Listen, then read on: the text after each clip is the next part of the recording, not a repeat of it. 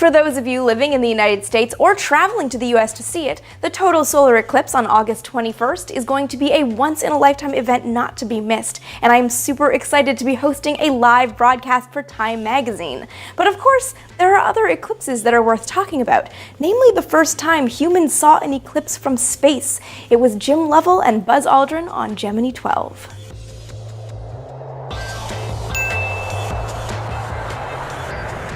Gemini 12 was the 10th and final manned mission of the Gemini program, the interim program between Mercury and Apollo that really taught NASA how to fly in space. And as the final mission, it was going to be the sum of the program's full parts. This mission was going to go through everything that NASA had done with Gemini missions. The crew of Jim Lovell as the commander and Buzz Aldrin as the pilot had a hefty workload ahead of them for their mission. The mission would see the crew do multiple rendezvous and docking tests with the Agena target vehicle, 3 EVAs, propulsion system tests using the Agena's main engine to change orbit, demonstrate automatic re-entry, as well as run 14 scientific, medical, and technological experiments on board. The crew was also scheduled to photograph a solar eclipse happening on November 12th, but that goal fell by the wayside when the launch was delayed from November 9th to November 11th. Because the launch was delayed, the entire flight plan shifted. Under the new flight plan, the crew would be in the middle of their high-altitude experiments using the Agena's main engine right at the time of the solar eclipse. They wouldn't have time for the photography experiment, and really it was a secondary goal to testing the high-altitude flight using the Agena. The tests with the Agena were of course supporting eventual Apollo missions to the moon. But as will happen with spaceflight, things did not exactly go according to plan. The Agena target vehicle didn't launch with the Gemini spacecraft, it launched separately ahead of time, and this Agena's launch wasn't perfect.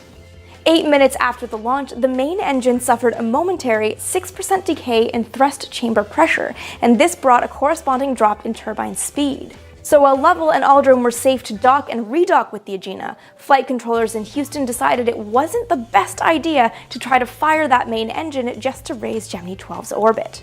Losing the high orbital portion of Gemini 12's flight left the crew with some downtime, and that downtime happened to correspond with the timing of the solar eclipse.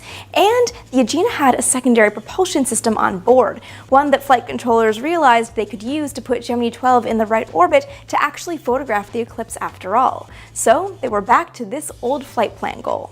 The addition of this goal was a little bit awkward. It came at a time when the crew was working with the Agena and also had things like eating and sleeping and other experiments in their schedule. But eclipses don't exactly wait. 7 hours and 5 minutes after launch, Jim Lovell fired the Agena's smaller engines to slow Gemini 12's speed. And some people were still a little bit nervous.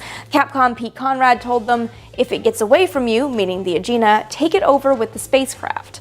But the Agena's secondary propulsion system worked beautifully, and the crew was able to go to bed with their orbit slightly adjusted.